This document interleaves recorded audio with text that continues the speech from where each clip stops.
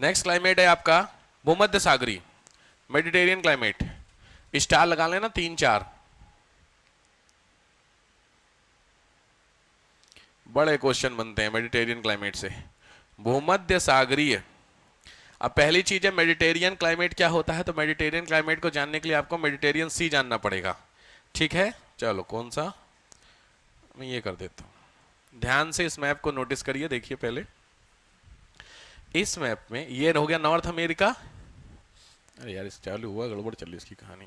ठीक है, देखिए ध्यान से, ये है तुम्हारा नॉर्थ अमेरिका, ये है तुम्हारा साउथ अमेरिका, ये है अफ्रीका, ये है यूरोप, एशिया और ऑस्ट्रेलिया।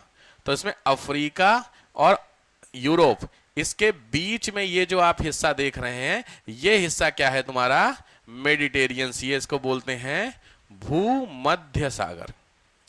ठीक है, ये मैं क्यों बता रहा हूं, क्योंकि बहुत कंफ्यूजन होता है बच्चों को मेडिटेरियन क्लाइमेट को लेकर के कि दुनिया भर में जो मेडिटेरियन क्लाइमेट मिलेगा वो कहां मिलेगा, तो दिमाग में फिर वही सहारा वाला आया क्या कि मेडिटेरियन के आसपास मिलना चाहिए, यहां गड़बड़ हो जाती कहानी। ठीक है, तो मेडिटेरियन क्लाइमेट आपके सामने कहां कहां दिख रहा हो, आप इस मैप पे नोटिस करो, दिख रहा है कहां कहां दिख रहा है। इतना इंपॉर्टेंट क्वेश्चन है, लिखो एरिया, मेडिटेरियन क्लाइमेट का एरिया। पहले तो मेडिटेरियन क्लाइमेट को लिख लो capital C small S, capital C small S, alphabetically भी तो बता रहा था मैं, तो कैपिटल सी स्मॉल एस बोलते हैं। इसमें खास बात लिखो, एरिया में Europe, Europe, Algeria, Algeria, California, star लगाना कैलिफोर्निया पे भैया, पूछा हुआ है अमेरिका में खट्टे फल कहां मिलते हैं। अब यहाँ कैलिफोर्निया, ये है कैलिफोर्निया, ये दिख रहा है कैलिफोर्निया, और चिली, ये देखो चिली, और एक जगह है हल्का सा ऑस्ट्रेलिया, देखो यहाँ पे लिखा हुआ है। यही बस खेल होता है, यूपीएससी का स्टैंडर्ड क्यों उठाता है, क्योंकि अभी आप एक्सपेक्ट, अभी आप तक ऑस्ट्रेलिया में आपने क्या पढ़ा, क्या कि ऑलमोस्ट सूखा है, और सूखे वाले इलाके में मेडिटेरियन बहुत अच्छा क्लाइमेट माना जाता है। बहुत अच्छे का मतलब होता है रहने लायक होता है क्लाइमेट, तो वो भी तो ये नहीं कॉन्ट्राडिक्टरी बात नहीं होगी, एक जगह बहुत गड़बड़ कहानी और ऐसे कैसे, तो ऐसा है। ठीक है, इसमें कंडीशन लिखो, सबसे इंपॉर्टेंट स्पेशलाइजेशन इसका है वो है 5 से 15 degree temperature, 5 to 15 degree temperature, 5 से 15 डिग्री टेम्परेचर, रेनफॉल 40 से 80, 40 to 80 रेनफॉल।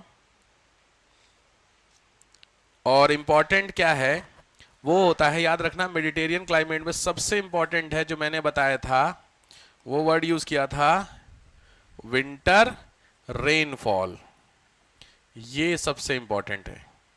सर्दियों में बारिश का होना बहुत जरूरी होता है, तो लिख लीजिए सर्दी में बारिश, वर्षा का होना। सर्दी में वर्षा इस एरिया में होती है तो उसका सबसे ज्यादा फायदा उठाते हैं खट्टे फल, सिट्रस फ्रूट, खट्टे फल, ये सबसे ज्यादा होता है। तो इसका मतलब इस पूरे एरिया में सबसे ज्यादा क्या बनेगी, खट्टे फल से बनने वाली लिक्वर। ठीक है, यहां पे थोड़ा ध्यान से, खट्टे फल बता सकते हैं आप एग्जाम्पल में, और ग्रेप्स, और माल्टा, और ठीक बात बताएं आप लोग, बट इसके वाले लिख लीजिए। नंबर 1 लेमन नींबू, संतरा ऑरेंज, वो जानते हो अंजीर, जानते हो अंजीर, सुने तुम लोग अंजीर, नोटिस करो, नोट करो। खुबानी जानते हो, खुबानी, हाँ एप्रिकॉट जानते हो, हाँ बहुत कई बार हम जानते हैं लेकिन हमें पता नहीं है कि वो उसको ये भी बोलते हैं, क्योंकि हम लोग जनरली लैंग्वेज में बोलते हैं जाकर के उनसे ना। एप्रिकॉट समझ गए सब लोग, ठीक, एप्रिकॉट नहीं जानते हो, कैसे बता तुमको, वो जानते हो,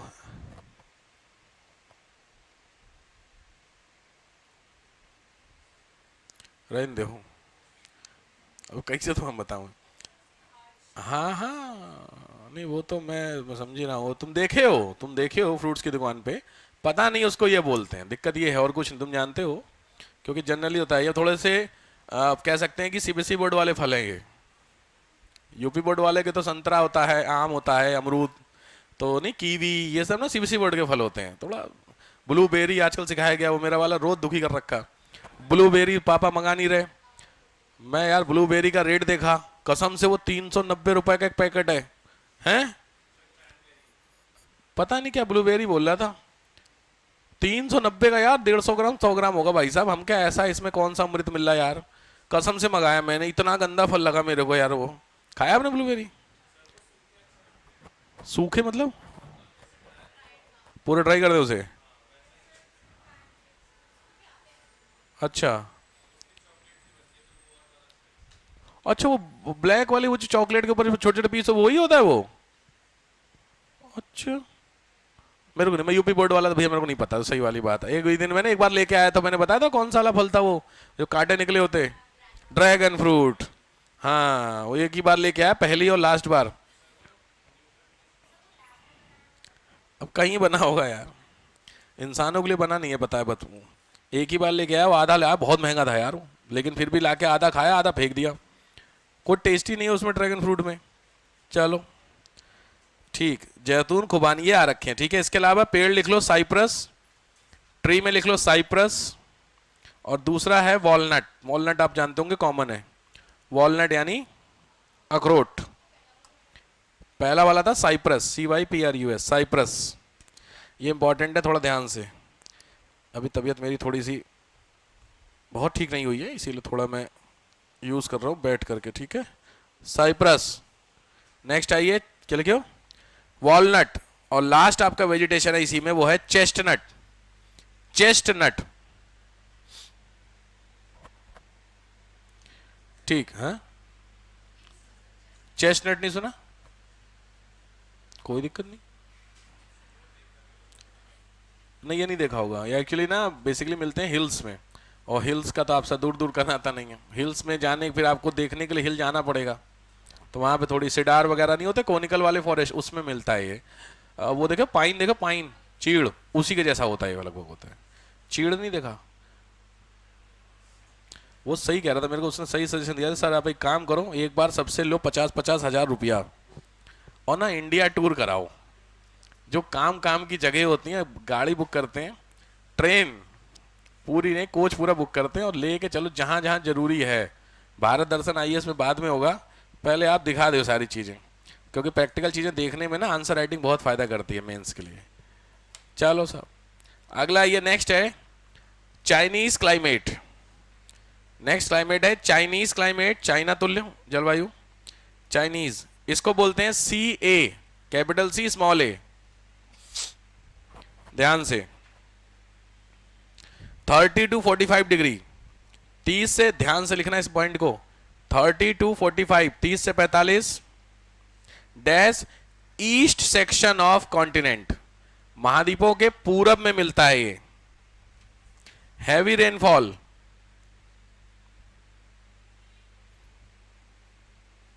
नेक्स्ट हैवी रेनफॉल ब्रैकेट में लिख लो, ड्यू टू साइक्लोन, चक्रवात के कारण। ड्यू टू, मैंने आप लोगों को शायद साइक्लोन के नाम भी दिए थे लिखने के लिए, याद आ गया? वही आपको जो उधर दिए थे, याद रखिए, उस दिन वीडियो भी दिखाई थी मैंने ना साइक्लोन वाली, तो इसमें लिखिए, इसको डैश करके, जिन्होंने भी नहीं लिखे हैं और जो नए लोग हैं लिखिए, टाइफून। साइक्लोन का नाम है टाइफून, TYPHOON, टाइफून। टाइफून मिलता है China plus Japan. Next hurricane, hurricane HURRICAN, hurricane, ये मिलता है USA में।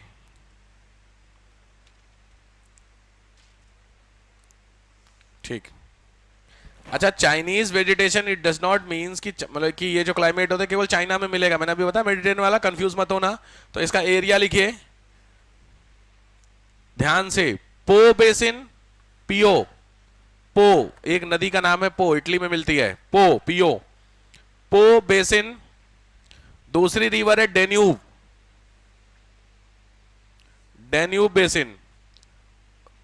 और तीसरा है साउथ ईस्ट ब्राजील, दक्षिण पूर्वी ब्राजील।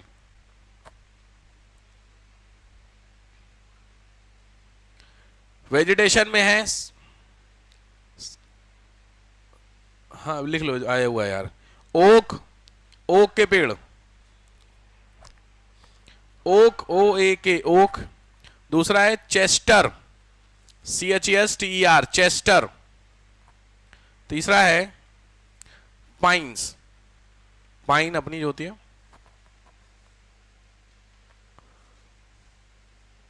भाई साहब क्या हाल है यार शेयर मार्केट का, 1400 पॉइंट गिरा है निफ्टी, 1400 पॉइंट आज के आज, मतलब 7%। अरे भाई साहब 7% निफ्टी गिर गया है, क्यों? टैरिफ जो रेसिप्रोकल हुआ है, कल अनाउंसमेंट हुआ है यूएस की तरफ से। आप लोगों के लिए खुशखबरी है, यूएसए की तरफ से खुशखबरी, आपके लिए खुशखबरी है कि जो गोल्ड है ना वो आपका 54,000 जाएगा। तो अगर आप चूक गए, होता ना यार अब तो 90 निकल गया, अब तो मुश्किल है, भाई साहब वापस आ रहा है, तो 54 55 पहुंचेगा गोल्ड आने वाले विद इन 6 मंथ पहुंच जाएगा गोल्ड आपका। क्योंकि ऐसा प्रेडिक्शन है कि जो 30s की रिसेशन थी, 1930 में रिसेशन, उससे बड़ी रिसेशन आ रही है। उसके पीछे रीजन है बेवकूफ आदमी जो अमेरिका में बैठा हुआ है, कौन समझिए, नाम नहीं ले सकता, रिकॉर्ड हो रहा है, ठीक है। बहुत बेवकूफी का काम है, रेसिप्रोकल टैरिफ अच्छी चीज नहीं है, मैंने उस दिन भी बताया था आपको, आप भी समझा रहा हूं। आप ऑलरेडी इंडिपेंडेंट हुए 250 साल हो चुके हैं, हम अभी 50 साल है, आप कंपेयर नहीं कर सकते हैं। एक 250 साल का बंदा, एक 50 साल का बंदा, कैसे कंपेरिजन एक्सपीरियंस के बेसिस पे। और आप टैरिफ की बात कर रहे हो कि इंडिया हम पे जितना टैरिफ लगा रहा हम भी उतना लगाएंगे, ये ठीक नहीं है। और उसी का आउटपुट आपके सामने हो रहा है। तो आपके लिए मेंस के लिए बहुत इंपॉर्टेंट क्वेश्चन है, भैया हो क्या रहा है। 7.5-10% पे शेयर मार्केट बंद हो जाता है, रूल है 10% लगा, लोअर सर्किट बोलते हैं। किसी भी शेयर का 10% गिरेगा, लोअर सर्किट लग गया, बंद, क्योंकि लुट जाएंगे लोग। आज का घर जाना शेयर मार्केट, शाम को न्यूज खाली देखना कि कितना घाटा हुआ। 14%, मेरी लाइफ टाइम मैं आज पहली बार देख रहा हूं 14% मार्केट नहीं गिरी है। मतलब क्या 1400 पॉइंट, निफ्टी 1400 पॉइंट नहीं गिरता है, 200, 250, 500, 550, 600 मैंने देखा है, आज 1400 पॉइंट गिरा है। समझ रहे हो इसका मतलब कितना इंपैक्ट होगा। 7.5% निफ्टी गिरने का मतलब कम से कम तो 11 से 12 लाख करोड़ रुपए डूबा है आज, कम से कम बता रहा हूं मैं आपको। आज जाके गूगल करना, डेटा पढ़ना, थोड़ा इंटरेस्ट लो इन चीजों पे, लेके आपको समझ में आए। 11 लाख करोड़ रुपए खत्म, इनका तो आग लगा दी गई आज में।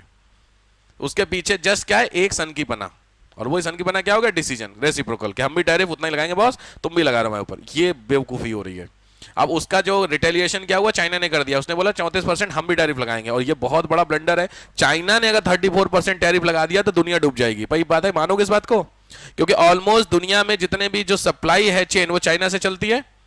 मैंने उस दिन भी एग्जांपल, आपकी जेब में अभी जितना भी उठा लो, जितने भी आइटम आपके घरों में, उसमें 90% चाइनीज माल है। टीवी से लेके मोबाइल तक आपके सबके पास है चाइना। तो सोचिए अगर चाइना ने टैरिफ 34 लगा दिया तो सामान महंगा, सामान महंगा तो कंपनियों को सामान महंगा, लोग के खरीदने का रहेगा नहीं, सीधे सीधे क्या होगी, नौकरियां जाएंगी। तो ये सुनने में बड़ा अच्छा लग रहा है चीजों को लेकर के, बट ये रियलिटी आने वाले 2-3 महीने के अंदर अगर वो वापस नहीं हुआ डिसीजन ट्रंप वाला, बहुत गड़बड़ हो रही कहानी प्राइवेट सेक्टर में। भाई साहब तगड़ा वाला हिसाब किताब होने जा रहा है, और उसका रिजल्ट आपके सामने हो गया। अभी तो शुरू हुई है कहानी, याद रखें। तो उसी में बोला जा रहा है कि जो गोल्ड है आपका साहब, वो 54,000 के अराउंड पहुंचेगा। तो अगर 54,000 के आसपास पहुंच रहा है, 50,000 60,000 के, अभी क्या चल रहा है गोल्ड 90 के आसपास है ना, हाँ, तो 90 से 50,000 के आसपास है। तो गोल्ड इन्वेस्टमेंट करने के लिए अच्छी जगह है, बढ़िया पैसा आप लगा सकते हैं। अब दिक्कत बस उनको जिन्होंने अभी शौक में खरीद लिया, नहीं अब तो बहुत बढ़ कुछ लोगों ने मेरे सामने 85 में खरीदा हुआ है, तो है अब 54 में आ गया, अब मूड खराब होगा। तो उसके पीछे सबसे अच्छा तरीका होता है कि अगर आप 85 खरीदा है तो 90 में निकाल दीजिए गोल्ड। इन्वेस्टमेंट कैसे होती है, और 90 में निकालने के बाद वेट कीजिए, क्योंकि गोल्ड नीचे जाएगा, ऐसा प्रोडिक्शन हो जाएगा गोल्ड। जहां पे 60-8 तक आए फट से खरीद लीजिए। नहीं ऐसा होगा ही नहीं, ऐसा होना ही नहीं है, क्योंकि एक साइक्लो बूम एक आता ही आता है, सर्किल कवर होता ही होता है हर चीज को लेकर के। शेयर मार्केट हो, म्यूचुअल फंड हो, इन्वेस्टमेंट हो, लॉजिक, ये ऊपर जाएगा ही जाएगा और फटेगा। ये बहुत फेमस होता है, हर 10 साल 15 साल में ऐसा स्लॉट आता है। तो ये कहीं कोई ऐसा बिल्कुल भी सोचने की जरूरत नहीं कि ऐसा नहीं हुआ तो ऐसा नहीं होगा, बिल्कुल नहीं, परेशान ना हो। ऐसा हो भी जाता तो तुमने कौन सा घाटे में लिया, 85 का खरीद के 90 में बेचा ना, प्रॉफिट तभी भी कमाया कि नहीं कमाएगा। तो अब तुम वेट करो, हम तो 1.5 लाख में बेचेंगे, तो वेट कर लो, हो सकता है 1.5 लाख जाए, हो सकता ना जाए। बहुत खलता है, जिन लोगों के पास यस बैंक के शेयर होंगे उनसे पूछना, वो बताएंगे तुम्हें क्या बुरे हाल में बेचारे फंसे हुए हैं। ठीक, चलो नेक्स्ट आओ। स्टेपीज, ये तुम्हारा क्या चल रहा था, चाइनीज वाला। नेक्स्ट आओ, western European climate, western European climate C B, capital C small B, capital C small B. Average temperature लिखो 18 डिग्री, एवरेज टेम्परेचर 18 डैश, गर्मियों में समर में 18 डिग्री, सर्दियों में 3 से 7 डिग्री, 3 to 7 डिग्री। 18 डिग्री है आपका समर में, विंटर में है 3 to 7 डिग्री, रेनफॉल है 140 सेंटीमीटर, रेनफॉल 140 सेंटीमीटर। अच्छा ध्यान से यहां पे लिखना, मैं आपको कुछ इंपॉर्टेंट चीज बता रहा हूं। लिखो हाईएस्ट इकोनॉमिक इंपॉर्टेंस, सबसे ज्यादा आर्थिक महत्व इसी वाले क्लाइमेट का है, हाईएस्ट इकोनॉमिक इंपॉर्टेंस। उसके पीछे का रीजन क्या है इकोनॉमिक इंपॉर्टेंस का? क्योंकि यहां पे कुछ ऐसे पेड़ होते हैं जिनसे वुडन जो स्ट्रक्चर बेस्ड इंडस्ट्री होता है वो मिलती है, ठीक है। उन पेड़ों में स्टार से 3 नाम है, पहला है ओक, OAK ओक, दूसरा है लिंडेन, LINDEN लिंडेन, थर्ड है बर्च, BIRCH पेड़ का नाम बर्च, BIRCH बर्च, और फोर्थ है आपका एल्म, ELM, ठीक है। ब्रैकेट में चाहो तो लिख लो तो कोनिकल फॉरेस्ट, कोनिकल फॉरेस्ट, कोणधारी वन। तो जितने भी कोनिकल फॉरेस्ट होते हैं उनकी जो लकड़ियां होती हैं वो मजबूत कम होती हैं, तो मजबूत अगर कम होंगी तो उनसे इंडस्ट्रियल यूज किया जा सकता है। तो इसलिए पेपर इंडस्ट्री सबसे ज्यादा है कनाडा में। लंबरिंग वगैरह सुने हो, बहुत फेमस क्वेश्चन बनता है इसी इंडस्ट्री में। लंबरिंग सुने होगे तुम लोग, 6 क्लास के एनसीईआरटी में लंबरिंग वाला पोर्शन दिया हुआ है कि लंबरिंग क्या होता है, बहुत जरूरी चीज, एक बार देख लो लंबरिंग ये किया कैसे जाता है। मेंस में भी कई बार आया, प्रीलिम्स में तो कई बार आया ही है। ध्यान से देखो लंबरिंग, लंबर, ठीक है। जो लंबरिंग देखो लकड़ी को, ये लंबर वाला जो प्रोसेस होता है ना, वो लकड़ी आप देख रहे हो, ये देखो ये लंबरिंग वाली प्रोसेस कहलाती है, ठीक है। तो लंबरिंग यहाँ पे होता है। तो ऑब्वियस बात है ये आपको इस तरीके के सीन जो इंडिया में कम दिखते हैं जनरली, आपको ये जो ट्री दिख रहे हैं ये कोनिकल फॉरेस्ट, इनकी अगर आप शेप देखो कुछ दिख रहा है आपको ऐसे करके, तो कोनिकल फॉरेस्ट होते हैं। कोनिकल क्यों होता है तो बहुत बेसिक आपको पता होगा, कोनिकल शेप क्यों होता है इनका, रीजन भाई स्नो के लिए, स्नो जो आपकी नीचे की तरफ गिर जाती है, ठीक है। तो ये प्रोसेस लंबरिंग होती है। लंबरिंग जब की जाती है तो जनरली ये जो पेड़ों की कटिंग होती है, कब कटते होंगे पेड़, जब गर्मी आ जाती है। ये पेड़ कटते हैं सर्दियों में। क्यों सर्दियों में कटते हैं, होता क्या उसके पीछे का रीजन, जब ये सर्दियों में कटते हैं समझो क्या होता है, विंटर आपका सीजन हुआ तो विंटर में इनकी कटिंग हो गई, क्योंकि इन पेड़, अब देखो ये है माउंटेन, इस माउंटेन में आपका ट्री लगा हुआ है, ठीक है। तो इस ट्री में तुम्हारा क्या है, लंबरिंग वाली प्रोसेस करनी है आपको। तो होता क्या है कि आप समझो विंटर में यहां से आपकी एक रिवर होगी जो जाती होगी प्लेन में, तो वो जो रिवर होती है ना वो पूरी कैसी होती है, जमी हुई होती है। क्यों, क्योंकि सर्दी है। तो जब सर्दी होती है तो लंबरिंग में जब इन्होंने पेड़ काटा, तो पेड़ काट के पता क्या करते हैं ये लोग, ये रिवर है और ये रिवर पूरी क्या है तुम्हारी, फ्रीज है।